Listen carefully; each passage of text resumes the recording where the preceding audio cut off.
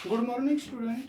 आज आपके सामने सब क्लास 10 सब्जेक्ट एसएस हिस्ट्री में चैप्टर 3 इसमें लेसन इंट्रोडक्शन और कुछ पर्सन तो जो है पहले आपको समझाए जा चुके हैं। बाकी के जो पर्सन बचते हैं वे आप ध्यानपूर्वक सुनिए।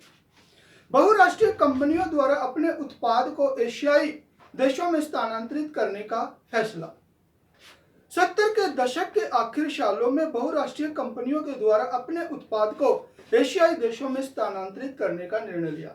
तो जो बहुराष्ट्रीय कंपनियां हैं ये जो है बहुत से देशों के अंदर जो है इनका उत्पाद होता है, बहुत से देशों के अंदर इनका माल जो है बिकता है और बहुत से देशों के अंदर इनकी कंपनियां भी होती हैं।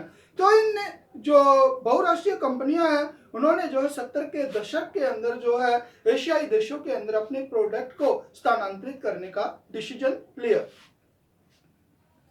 इस निर्णय से एशिया के देश चीन और भारत विश्व अर्थव्यवस्था का एक महत्वपूर्ण अंग बन गए।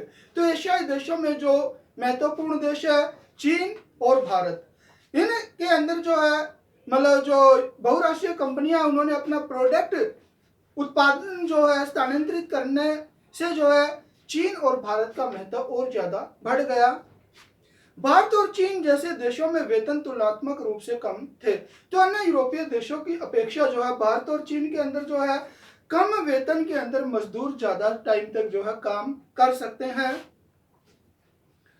फलस्वरूप विश्व बाजारों पर अपना प्रभुत्व कायम करने के लिए बहुराष्ट्रीय कंपनियों ने इन देशों में जमकर निवेश किया। तो ये बहुराष्ट्रीय कंपनियां वर्ल्ड के अंदर अपना प्रभुत्व जमाना चाहती है, इसलिए एशियाई देशों के अंदर इन्होंने जो है जमकर पैसे लगाए, जमकर अपनी कंपनियां खोली।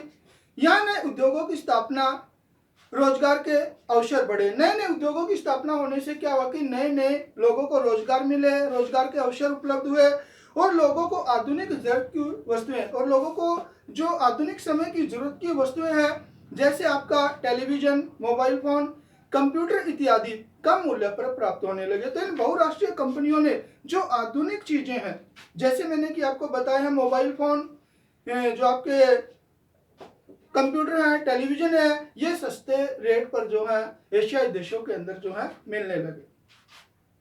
अब देखिए खाद्य उपलब्धता पर तकनीकी के प्रभाव को दर्शाने के लिए इतिहास से दो उदाहरण दीजिए।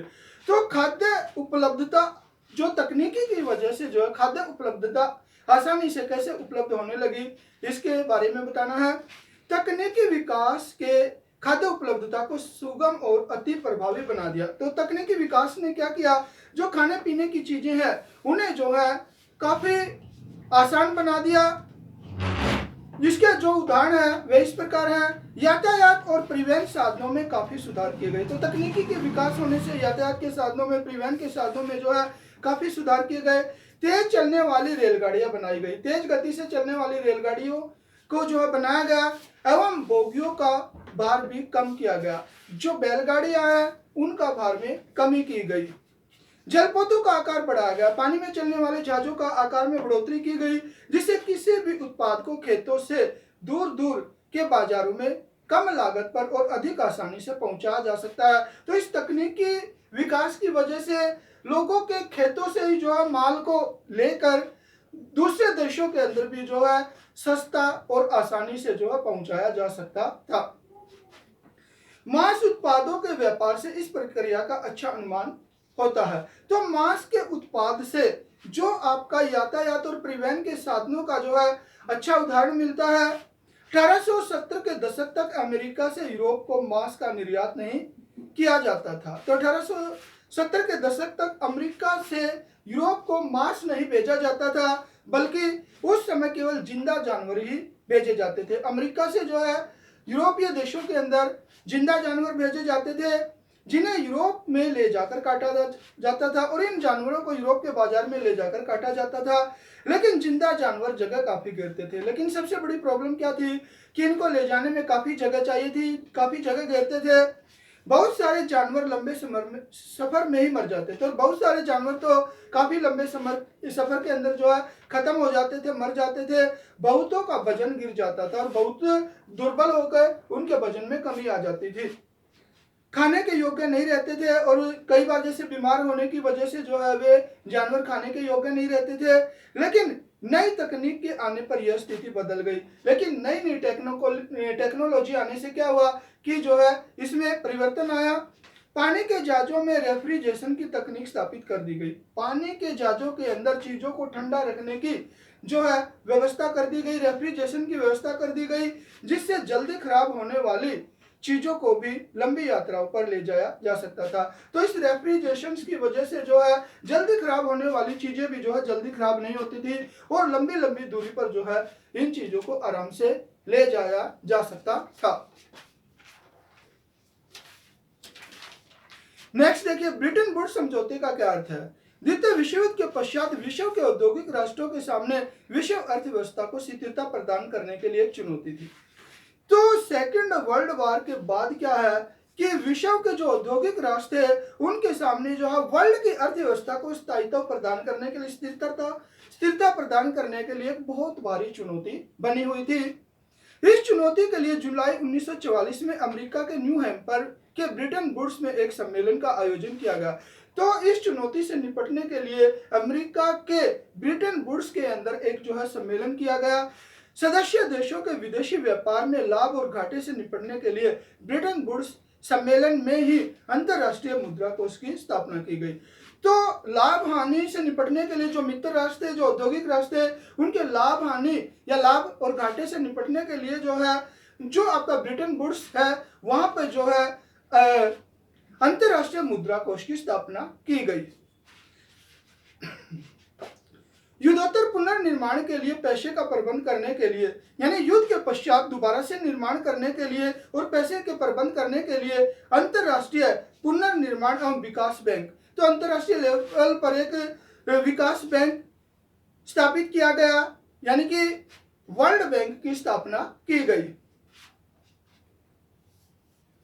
इसी कारण से विश्व बैंक और अंतर्राष्ट्रीय मुद्रा कोष को ब्रिटेन वुड्स संस्थान भी कहा जाता है, यानी कि दोनों की स्थापना एक ही जगह पर हुई है, जिसकी वजह से जो है इनको जो है ब्रिटेन वुड्स संस्थान के नाम से भी जाना जाता है।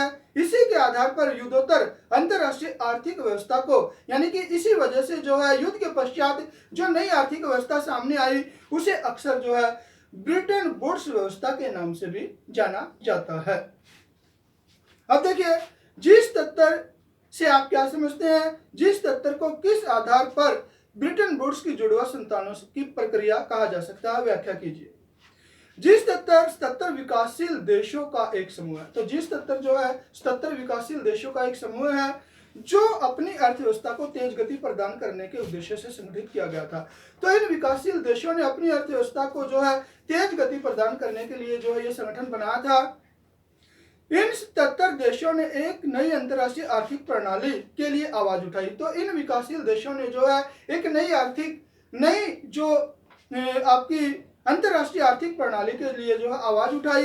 इस नई आर्थिक प्रणाली से उनका आशय या मतलब एक ऐसी व्यवस्था से था जिसमें उन्हें अपने संसाधनों पर सही अर्थ में नियंत्रण मिल सके। तो इस जो नई आर्थिक व्यवस्था है इसके अंतर्गत उन्होंने इस चीज पर आवाज उठाई थी कि जो उनके संसाधन है उनके ऊपर जो उनका कंट्रोल हो सके, जिससे उन्हें अपने संसाधनों पर सही नियंत्रण मिल सके, उन्हें अपने कच्चे माल के सही दाम मिल सके। इसके साथ साथ उन्हें अपने जो कच्चा माल है उन देशों का उस कच्चे माल के भी उचित दाम मिल सके और अपने तैयार माल को विकसित देशों के बाजारों में बेचने के लिए बेहतर पहुंच मिल सके और अपने देश के अंदर जो माल तैयार किया गया वो विकसित देशों के अंदर भी बिना किसी रुकावट के वे बेच सके।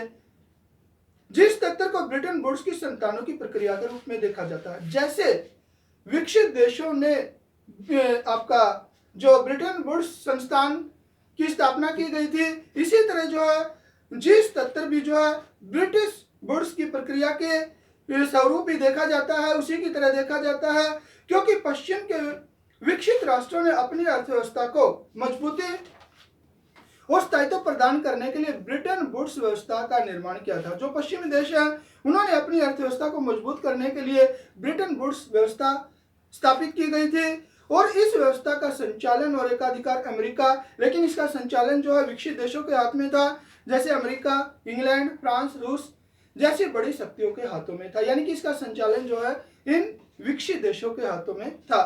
इससे विकासशील देशों की अर्थव्यवस्था को कोई विशेष लाभ नहीं हुआ था। इससे जो विकासशील देश है उनको ज्यादा फायदा नहीं हुआ था। अतः इस व्यवस्था की प्रतिक्रिया इसी तरह ब्रिटेन वुड्स की प्रक्रिया स्वरूप इन 77 विकासशील देशों ने भी अपने G77 का संगठन किया।